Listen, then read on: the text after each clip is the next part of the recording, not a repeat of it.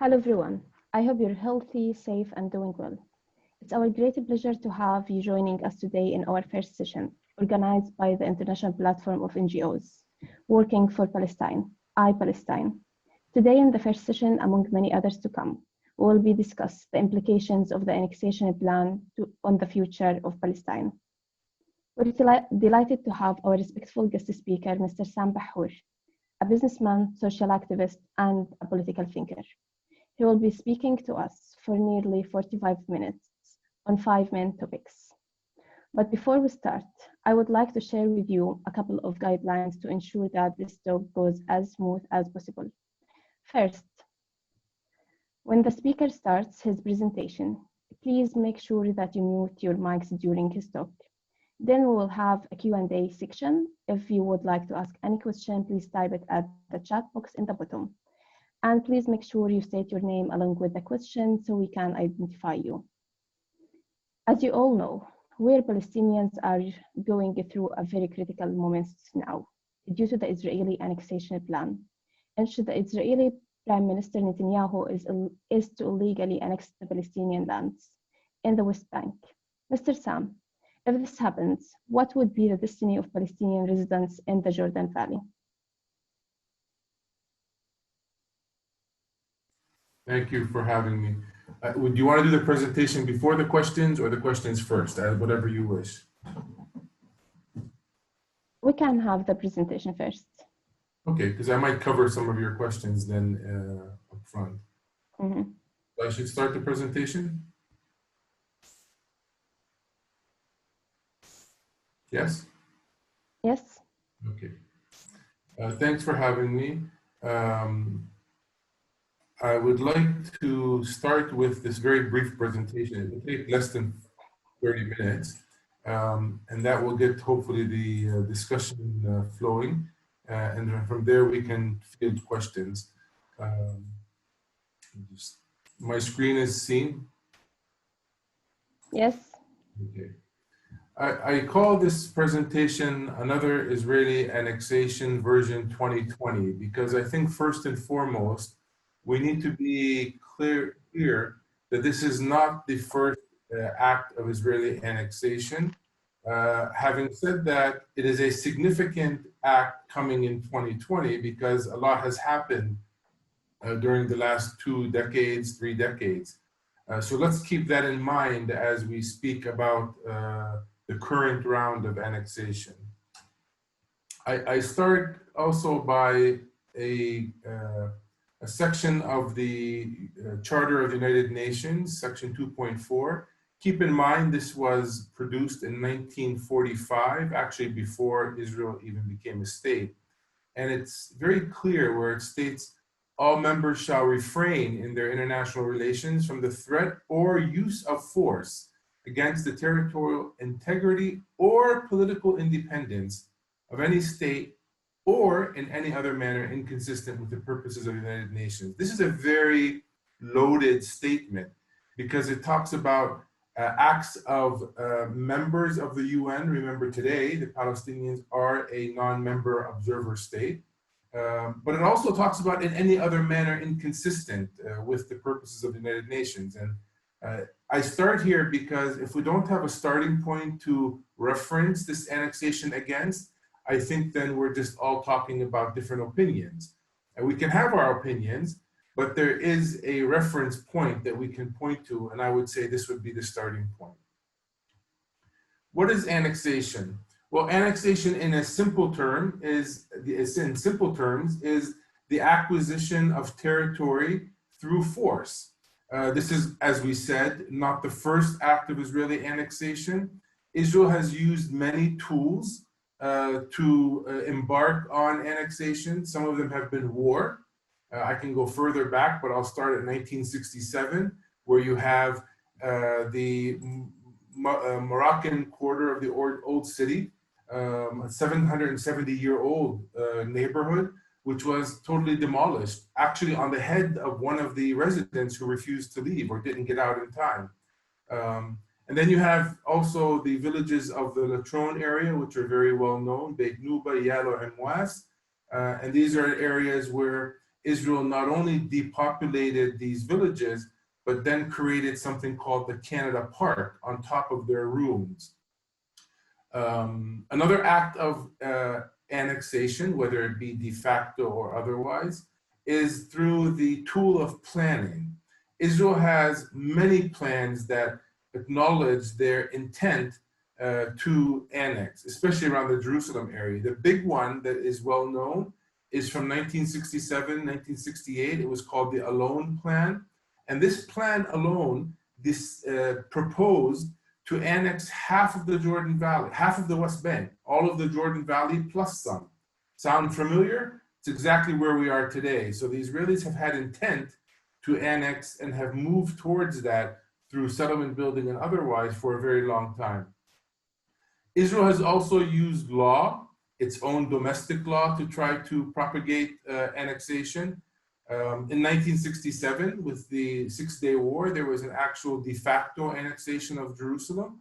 And in 1980, the Israeli Knesset passed a law which de jure, just like what they're doing today, de jure classified Jerusalem as Israel's united capital, part of the Israeli state.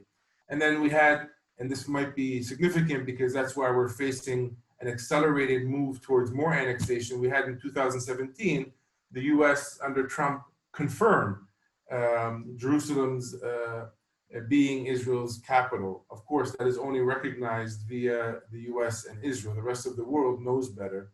And then we have an ongoing occupation, military occupation, the highlight of that being the settlement enterprise.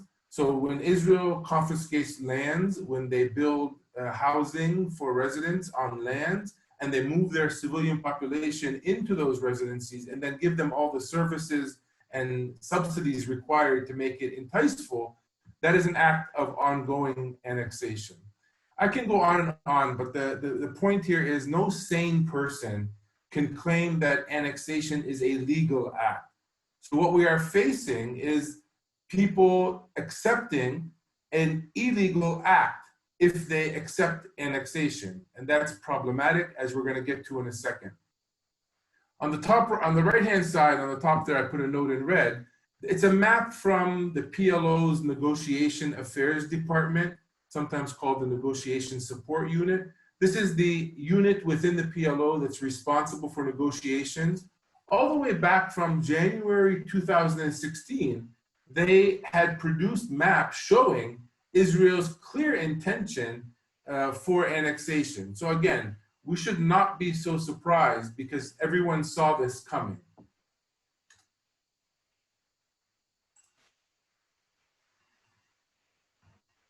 So did annexation wake you up? If so, you've not been paying attention. As I noted, this is a decades-long process. In a way, it's kind of like the Nakba. It's not an event on a day, it's a process that we're still living today. Annexation is similar, that it started with the beginning of Israel, if you ask me, and we have not stopped living de facto or de jure annexation in different shapes or forms ever since then. The three acts that I would say are the most outrageous recently that we can point to, and I would say we call these annexation or creeping annexation. It's steps getting them to annexation. One is the 2018 passing in the Knesset of the Jewish nation state law. And this talks about the land of Israel being the only, and the Jewish people having the only exclusive right to national self-determination in Israel. Very blatant racist law. And that was embedded within their basic law, which means it's very, very difficult to vote it out of basic law. The threshold becomes something that is almost impossible in the Knesset, making peace, of course, very far-fetched after such law gets passed. Also, we have different smaller laws that the Knesset has passed, one of them being back also in 2018, where they started shifting some types of court cases in the West Bank. Instead of going directly to the High Court of Justice in Israel, they shifted them to go to the Israeli District Court in Jerusalem. Again, it's taking things that usually under military occupation go to a high court and saying, no, no, you're just part and parcel of the Israeli judiciary system. Again, a very significant act, and it's an act of annexing kind of the judiciary activities. And then the last one I point to here is the Judean Samaria Settlement Regulation Law, passed in 2017, blatantly illegal.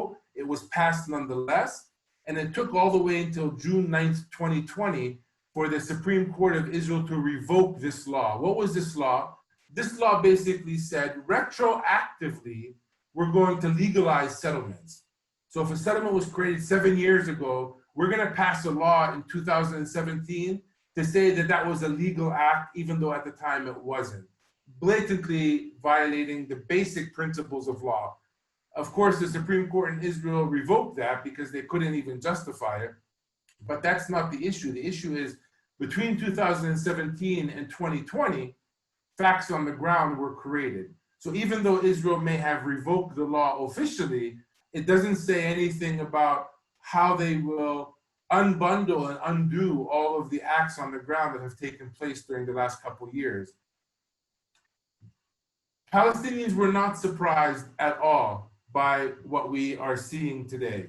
I don't have to go through all of this list. We probably on the call understand them, but everything from a 72-year-old dispossession in 1948, the creation of the refugee community, 18 years of martial law, 53 years of military occupation, illegal settlements, which reached up to 700,000 persons today, 700 plus UN Security Council and General Assembly resolutions, the latest being 2334, which is a significant one under the Obama administration. And then you have 43 vetoes that came in the UN from the US, saving Israel from diplomatic accountability, et cetera, et cetera, et cetera. If you have not been following the news once a week, you may have been surprised. But if you're just following the news even once a week, you would have come to the conclusion that Israel was clearly heading to where we are today.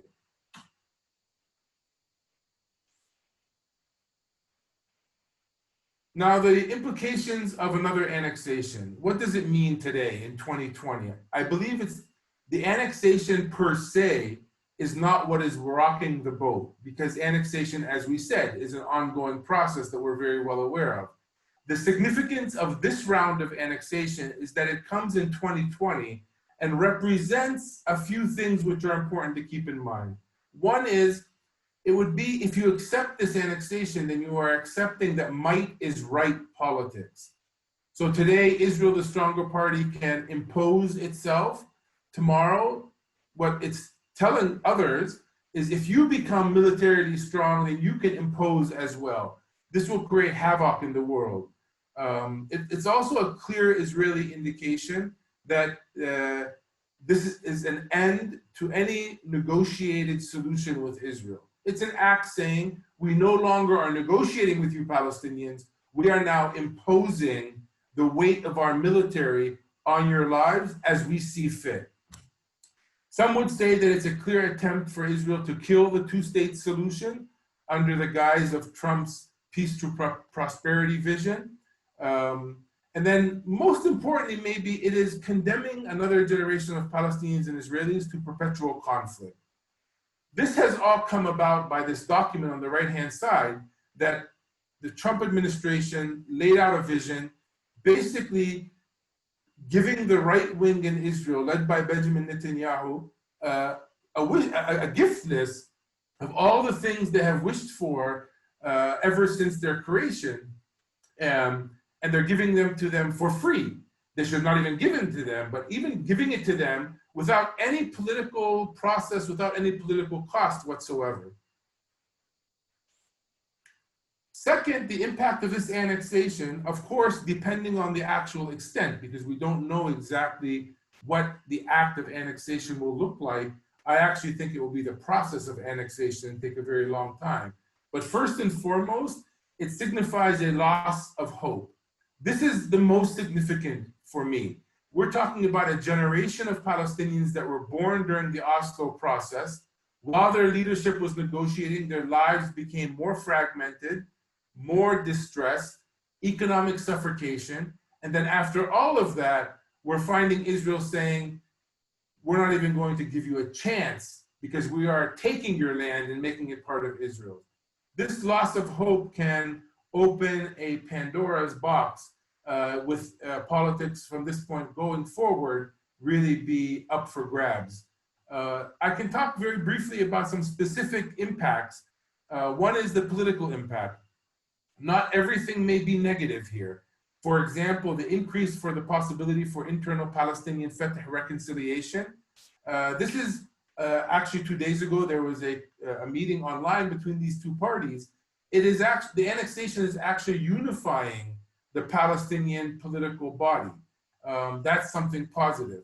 There's also an increase for, especially through the younger generation, calls for one state. People who are saying the two-state solution is basically has been killed by the state of Israel. So thus we should drop our bid for Palestinian statehood and revert to where we started, which is calling for one democratic state from the river to the sea. I'll get to that again in a second here in more detail.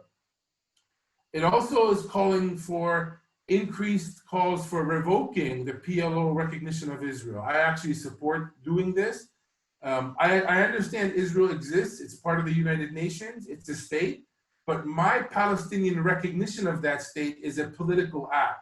And we made that recognition hoping that Israel would give us reciprocal recognition and enter into a good faith peace process. Well, we saw that during the Oslo process, that didn't happen. Israel never recognized the state of Palestine, and we don't believe entered into a good faith process. We all know that because only last week, Netanyahu said very clearly, under my watch, he said, there will never be a Palestinian state.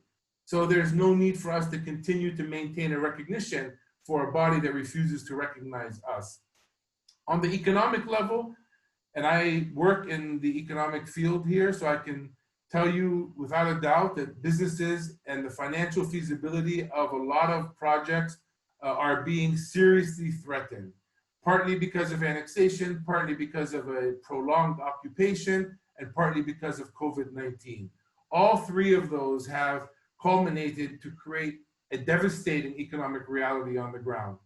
If the Jordan Valley remains part of the next annexation, then Palestine will have lost its breadbasket because the Jordan Valley is the most fertile part of the West Bank.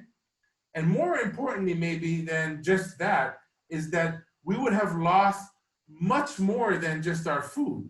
We would have lost land, water, quarries. Most of our natural resources, the significant ones, are based in what was called Area C, which is under full Israeli control. Israel today is contemplating annexing half of what was Area C. Well, stone and marble is one of the largest sectors in Palestine. The quarries for those stone and marble are in those areas that are being annexed. So we will lose the largest economic sector that we have. Lastly, on this page, security cooperation has been an ongoing issue. The Palestinians finally stopped their security cooperation with Israel after the coalition government in Israel announced its intent to annex. This is in process. This will result in more human rights abuses because there will be no Palestinians around. Not that when they were there weren't human rights abuses, but this will result in more human rights abuses. And also, even on the Palestinian-US cooperation, it has also collapsed, or at least that's what we're being told. There was one final channel open between the Palestinians and the US during the last couple years since the Trump administration, and that was with the CIA, ironically. And we're being told that that has been stopped. And I put a question mark there because I'm not sure myself, but that's what we're being told. Lastly, moving forward, given those impacts, what could happen? Well, we saw July 1st come and go, and I'm not exactly sure why everybody was waiting for July 1st because annexation did not have a date for it to happen. In the coalition agreement between Gantz and Netanyahu, what they agreed to is starting from July 1st, the opportunity to annex is allowed in their scenario. Laura Friedman, a very good friend of mine in the US, an activist with the Foundation for Middle East Peace, said it best. Said July 1st was like the day you can get your hunting license. You have a license to hunt. It's good for the next 3 months. You don't have to hunt on the first day. You may want to hunt on the second week, but you have a license to do it. So Israel gave itself a license to annex. When it actually implements that license is sometime maybe in the future. So what will happen? In my opinion, the Palestinian struggle continues. Again, we're not surprised. We know this. We've been living annexation. The slow process of recognizing that I'm sure there's going to be tons of condemnations from all walks of life in the EU and others. Little action, because countries and bodies that can hold Israel accountable are very shy to do so. And at the end of the day, we're going to find, I would think, more states bilaterally recognizing the state of Palestine. Remember, the majority of the world has already recognized the state of Palestine. There are several important countries like those in the EU which have not. This act of annexation may get them to recognize the state of Palestine. We may find third-party mediation. The Palestinian side has already said they will not accept US alone. And that's basically because the US monopolized the last 25 years of the Oslo peace process, and look where it got us. So finally, actually it's too little too late. The Palestinian side said we're not accepting the US to be a mediator.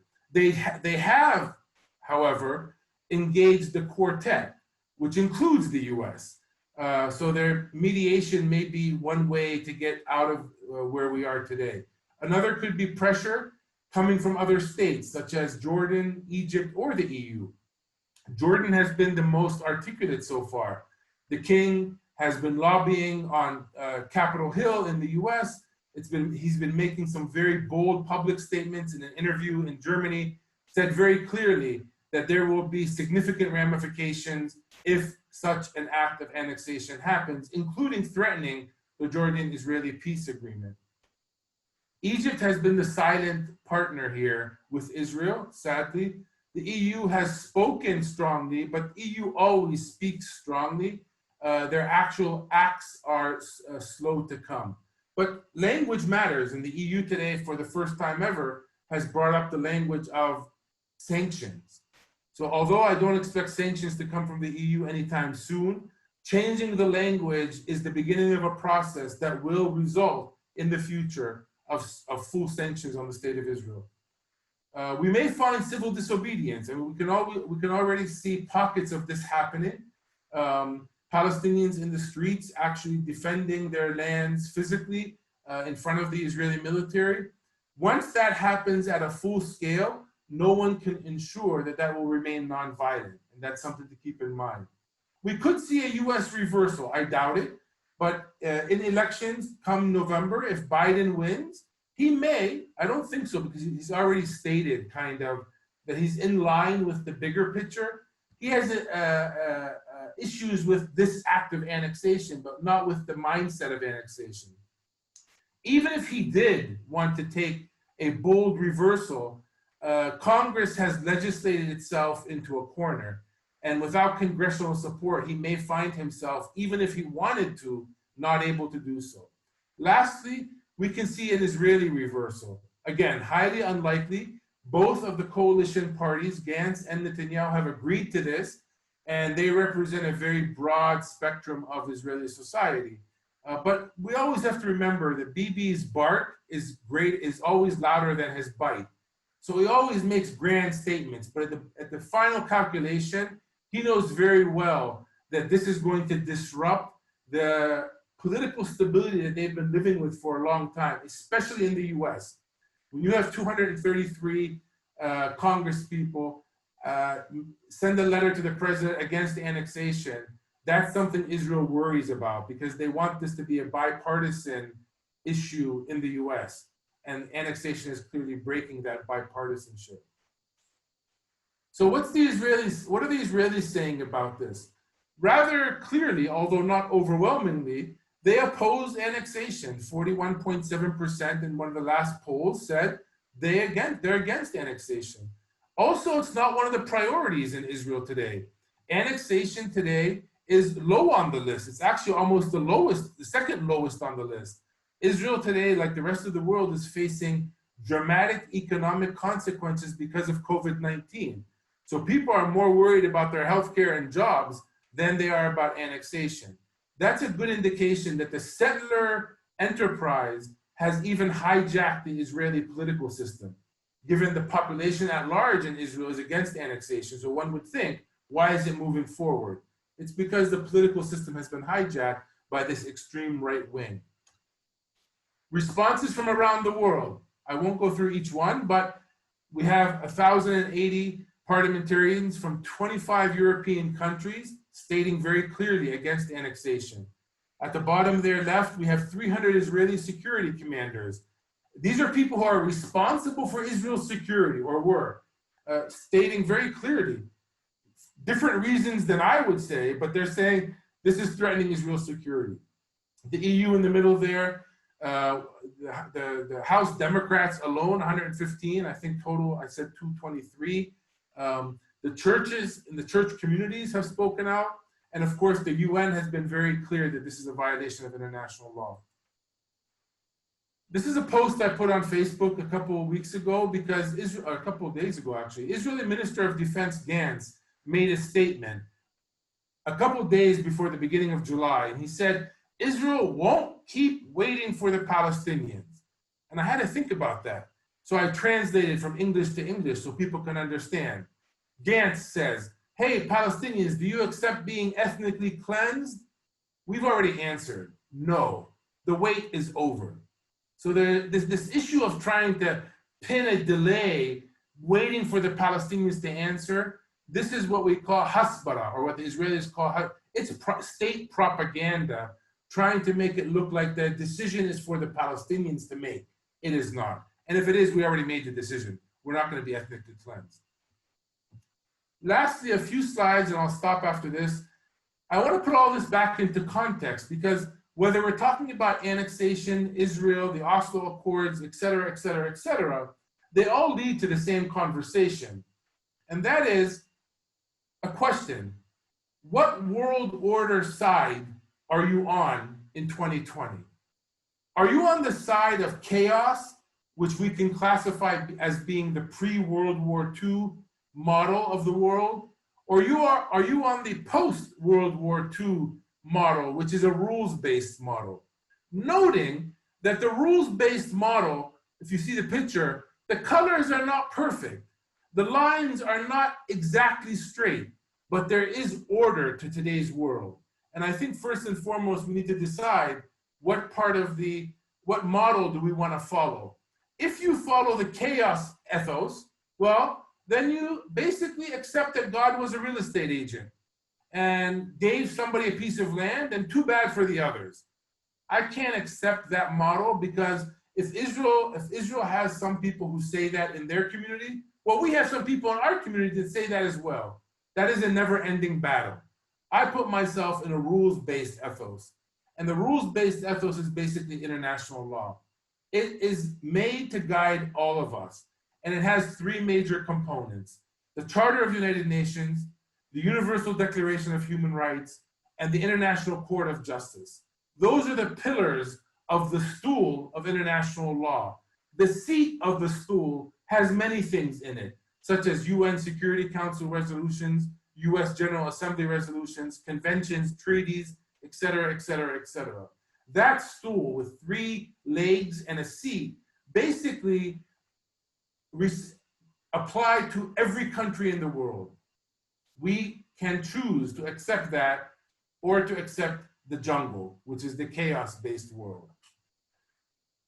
I want to bring up two excerpts from the Declarations of Independence, the Palestinian one and the Israeli one, just to note, and I won't read this, but on the far ends you can see I noted, both Declarations of Independence mention the chaos world and mentioned the rule-based world. It's as if the Palestinians and Israelis kept all options open. I think it's up to us, people of interest, especially Palestinians and Israelis, to push the reality to focus on a rules-based world.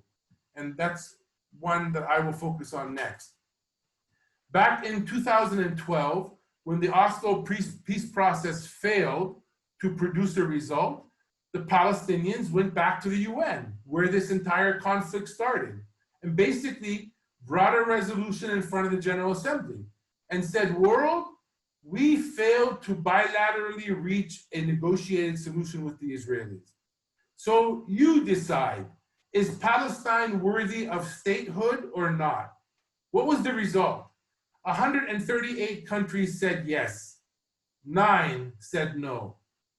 And they're listed there: Canada, Israel, Micronesia, Palau, the US, Czech Republic, Marshall Islands, Nauru, and Panama.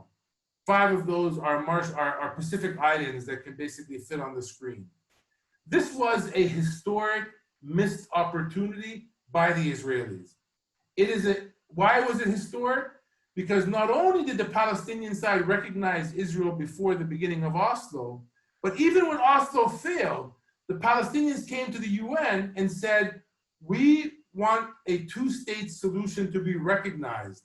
You've already recognized Israel long ago. Now is the time to recognize Palestine. The majority of the world got that message and voted yes. Sadly, because Israel has no intention whatsoever to allow a Palestinian state to emerge, they refused to accept this second gesture from the Palestinian side to end the conflict. On the left-hand side map, you see the Resolution 181, the partition plan. That's what the UN General Assembly proposed in 1947. It was a proposal, it was a recommendation, it was not a binding resolution. But even then, you can see that what Israel is today, you can look at the right-hand side, is far more than what the partition plan spoke about. So when the Israeli side says, we accepted the partition plan and the Arabs did not, that's a lie. They did not accept the map on the left-hand side. They took more land by force in 1948. There's a name for that. We can call it annexation, colonialization. It's a story for another day. Whether it's one state or two states, the Palestine today exists in the international community. And so does Israel. The political recognition of either side is something that we have a choice to make or not make. But that is distinct from states existing in the international system of governance. If you look at the left side, that's Israel in the map that Trump produced, and I would say the US produced. Let's not keep putting it on Trump, because Trump represents an entity. The US map on the left is what the US says Israel will look like after the vision is implemented. If you look at that, not only is the brown part Israel, but the brown dots inside the West Bank are also Israel, including the entire Jordan Valley. No wonder even settlers are against this map. They can't live in this kind of reality. They're illegal anyway. But even as illegal settlers, they understand that this is beyond what they can accept. On the right-hand side is the map that the US would like to call Palestine. And if you go into details of that map, this is a non-viable map, and it's total violation of international law. So it doesn't smell like a state, it doesn't taste like a state, it doesn't look like a state. I don't care what the US wants to call it, it is not a state. And I'll end by just pointing to two people who have in the past made statements which are rather troubling. Dov Weisglass was Ariel Sharon, Israeli Prime Minister Ariel Sharon's advisor, and he said, quote, "We educated the world to understand that there is no one to talk to, and we received a no one to talk to certificate. That certificate will be revoked only when this and this happens, when Palestine becomes Finland." He takes a lot of pride that he convinced the world that there's no Palestinian partner. More recently, David Friedman, the US ambassador to Israel, and who I would call the architect of this vision that the US has put out, said when he was speaking to settlers, and I quote, "You don't have to live with the Palestinian state. You have to live with the Palestinian state when the Palestinians become Canadians." And I put out this post and basically said, why can't we just be Palestinians in Palestine and be left alone? My answer to these two people are the following. These children of Gaza, I can guarantee them and the world that they will never become Finnish and they're never going to become Canadians. And the world has to accept that. And I'll stop there. Thank you very much, Mr. Sam. It's been very well articulated and informative for all of us. You nearly covered all the questions, but I still have two more questions, Sure. if you may. Thank you. The first one, what would be the impact of the annexation on Palestinian people living at the Jordan Valley? This is unclear until now. First, they were going to lose more land. Remember, they've been losing land. They're going to lose more land and water. Land and water in the Jordan Valley is livelihood. So that would be number one. They will be at a loss to be able to continue farming in the way that they were. Secondly, and Netanyahu has been very clear by saying, we are taking land, but we will not be taking people and giving them citizenship into Israel. So the state of those subjects which are in the Jordan Valley are not even going to become like Jerusalemite Palestinians or Palestinians inside the state of Israel. They're going to remain in limbo. And what does that mean? How do they travel? How do they take their kids to school? When you have a child, where do you go register that child? So their lives are being in total limbo. I would assume that the entire act of annexation, it may or may not include the Jordan Valley in the next round, but it will sooner or later. It will suffocate day by day on a slow burner their lives, hoping that they voluntarily leave. Because Israel has a strategy for the Palestinians. Turn violent, that's number one.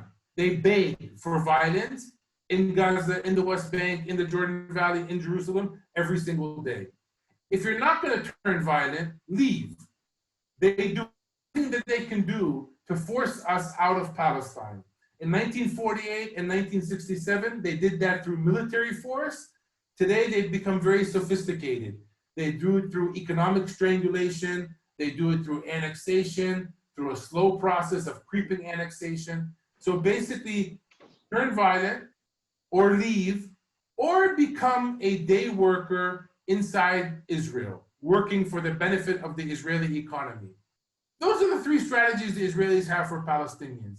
We in the Palestinian private sector are trying to create a fourth option, which is dignified labor opportunities, job opportunities inside Palestine, especially for the younger generation, not because we want them to become millionaires, but because we know that it's a political act today to keep a Palestinian in Palestine, given Israel is trying to push us out. So the ultimate act of nonviolent resistance, in my opinion, is being able to create a job for someone so they can stay in Palestine to continue the struggle against occupation. It's very good to hear that there are some people moving and trying to change the situation, even on individual basis. The second question, you know, about the postponing of the annexation of the land on demands of the US. What do you think the justifications of this postponing? As I noted in my presentation, for me, annexation is not a date, it's a process. So what we're seeing is, like we saw during the Camp David 2000 negotiations, Israel and the US were negotiating among themselves, thinking that they produced some kind of generous offer, but they never spoke to the Palestinians to find out, are they meeting the bare minimum requirements for the Palestinians to move forward? We're seeing the same episode today. First, negotiation between Israel and Israel on the timing. Remember, both leaders in Israel, Gantz and Netanyahu, ran on a platform accepting annexation.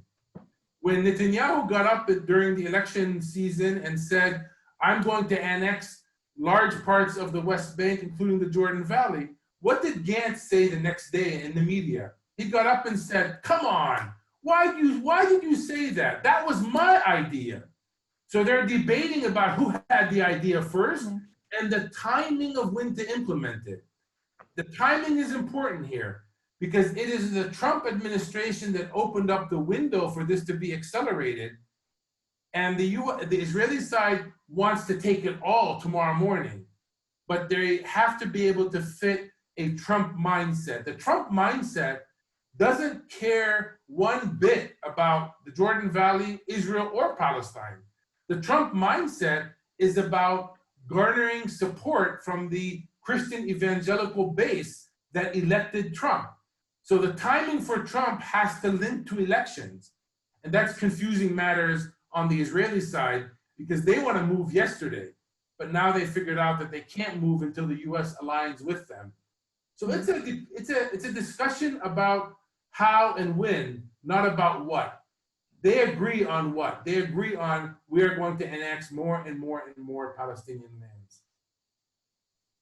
Interesting. As usually, they're just taking the land and the game in their field. Thank you very much, Mr. Sam. If anyone have any question, we're almost done with the time. But if anyone has any question, we can open for one question.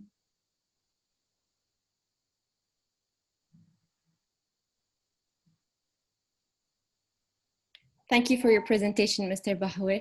It was really interesting, and it was very like a brief explanation that explained everything as you have mentioned.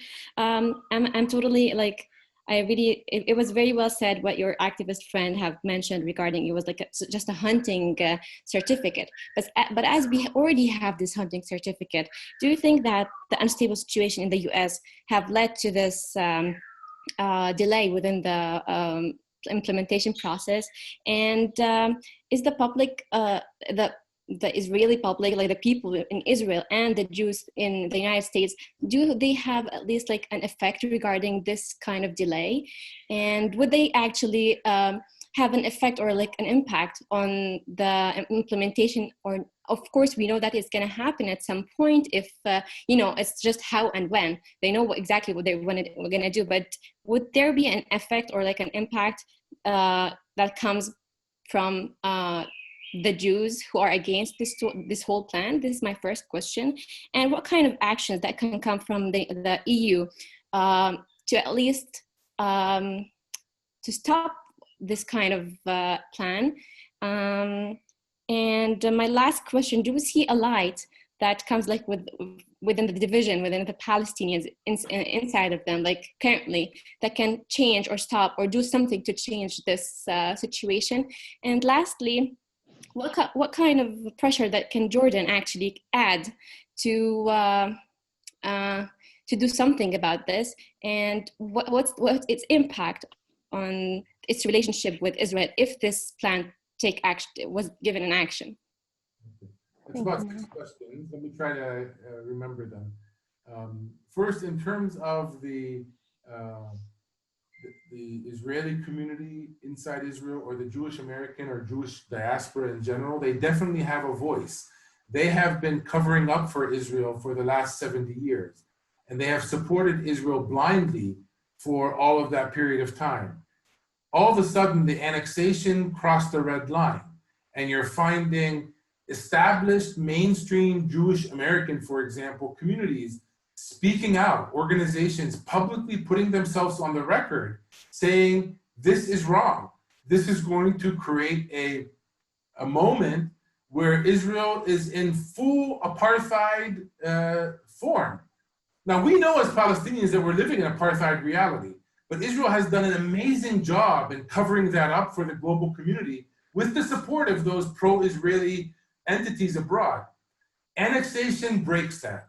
Annexation tears through that facade, and they can no longer cover up the apartheid reality that they've created.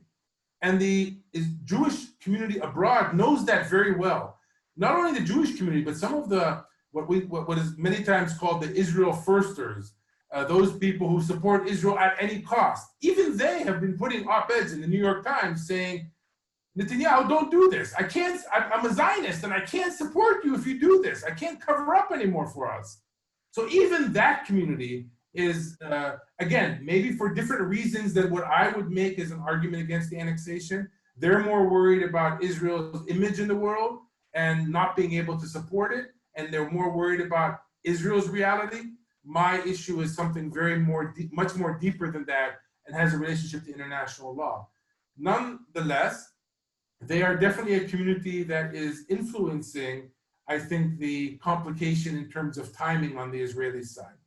That's the one question. The other question regarding the EU, not only the EU, but we can talk about any of the political blocs in the world, the geographic blocs, whether it's the BRIC states, EU, South America. These entities are political animals. And the EU specifically has been pretending like it is a humanitarian animal only, that it has underwritten financially a US dominated and monopolized peace process for the last 25 years. They need to get out of that mode of operation. They have to play politics as the political actor they are. That could mean ultimately sanctions. If we want to stop Israel from doing something illegal, like we've done for so many different countries in the world, most recently Crimea, is that we apply sanctions. When sanctions are applied, the party violating the rules gets the message that they cannot continue to do so. If we only threaten sanctions, if we only threaten another statement, then Israel will just laugh all the way to the next settlement and build another one. So what they can do is to use their political teeth, and there are many, many tools in their toolbox. Sanctions is the ultimate one. But before sanctions, they can follow UN Security Council Resolution 2334, which says that you must differentiate in your dealings with Israel. That resolution tells the countries of the world, you can deal with Israel, but don't deal with anything that comes from the occupied territory, because that is an illegal reality on the ground. And they can stop giving visas to settlers when they're coming into the EU. Instead of only labeling settlement products, stop settlement products from coming into the EU. When they label settlement products, it's as if they're saying, we're going to allow cocaine to be on the grocery shelf, but we're just going to put a label that this is an illegal product. That's laughable. Same thing with settlement products. When you label them that they are settlement products, but you allow them on your shelves, that's not stopping the trafficking. It's better to stop those products from entering your market. Remember, the EU is the largest trading partner for Israel. So the EU has a lot of economic leverage through their association agreement to actually bring Israel to a cost for its actions. And then your last question, remind me what it was again? Regarding the effects of Jordan and its relationship, what kind of pressures that can be applied from Jordan on Israel? Jordan has a unique position in all of this. First, it has a peace treaty with Israel. It's a peace treaty with the leaders and not necessarily with the people. But nonetheless, Israel has a lot of need for that relationship with Jordan to remain intact. The Jordanian border with the West Bank is the longest border with Israel as well. And that for Israel can become a military complication if the Jordan regime allows any kind of movement across its border or fighting that happens across its border. Also, the entire mantra that Israel is trying to promote these days, that annexation can happen and Israel is building relationships with Arab countries, falls apart when one of those countries, for example, collapses the agreement or kicks out the Israeli ambassador, et cetera, et cetera, et cetera. So Jordan does have, and given Jordan has a large Palestinian population, any kind of collapse of the Jordan regime because of this annexation could result in a reality in Jordan, which is similar to Syria and Lebanon in the future. In terms of Palestinians per se, we can talk a whole session just on this. Ultimately, it is up to us. Ultimately, our leadership needs to not only be in a reactive mode, but to have a proactive strategy. We saw better reaction this time than we've ever seen before. absolving themselves from the Oslo agreements, finally, after they've been killed for so long, stopping security cooperation. These are things that were supposed to happen 5, 10, maybe 15 years ago. So the reaction mode today is much better than before, but that's not enough. We need a proactive agenda, and I don't believe this elderly, expired leadership is going to be able to produce that. In order to produce a Palestinian strategy moving forward, it is you all that need to be part of the Palestinian institutions, which are today closed to you and to me. So I wrote an open letter to President Abbas. I actually wrote 2 of them, calling for an upgrading and a rejuvenation of the Palestinian political body. And I'm very clear with steps that need to be taken. And I understand in the UK, there's something called the Palestine Forum, which also has produced a document. Another forum that I'm part of is called the Palestine Strategy Group. We just released a document a couple days ago called Palestine 2030. There are a lot of civil society activities pointing to the same thing, the need to renew our leadership and the institutions that are supposed to be able to produce a strategy moving forward. So none of us, whether in the UK, in Gaza, or in Ohio, can say we don't have a role in this. This is our struggle. This is our future. This is our children's future. We must hold our leadership accountable. Otherwise, more damage and more land will be taken, making this even a harder struggle to win. Yeah. Thank you very much, Mr. Sam. Thank you, Mona, for your question. It's been very much enlightening for all of us to hear all of this informative information about the situation. We're beyond the time, but it was very interesting to hear all of this and have this discussion. And we hope that the situation will be better in the future, and we as Palestinians will move at the first place, and then the whole community will give real sanctions and movements. Thank you. Thank you, Mr. Sam. People can stay in touch with me at epalestine.ps. My writings are there, as well as my social media contacts. Feel free to connect with me on social media. Thanks for having me. Thank you very much. Thank you. Have a good day. Bye.